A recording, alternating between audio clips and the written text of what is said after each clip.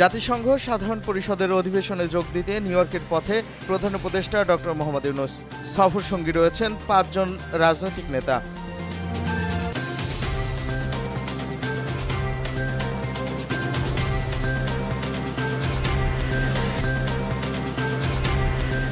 রাজধানীর বংশালে সড়কে জমে থাকা বৃষ্টির পানিতে বিদ্যুতায়িত হয়ে এক যুবক নিহত হয়েছেন। বংশালের নাজিরা বাজার সড়কে সকালে এই দুর্ঘটনা ঘটে।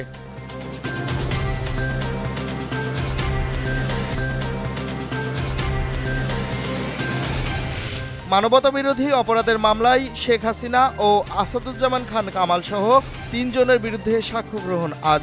বিচারপতি মোহাম্মদ গোলাম মর্তুজা মজুমদারের প্যানেলে এই সাক্ষ্য গ্রহণ হবে।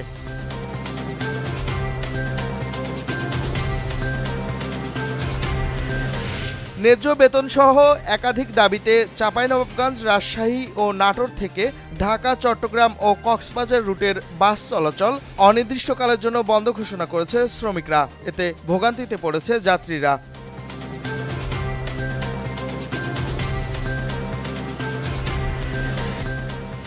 রাষ্ট্র হিসেবে ফিলিস্তিনি কোনোদিনই প্রতিষ্ঠা পাবে না বলে মন্তব্য করেছেন ইসরায়েলি প্রধানমন্ত্রী বেনিয়ামিন নেতানিয়াহু।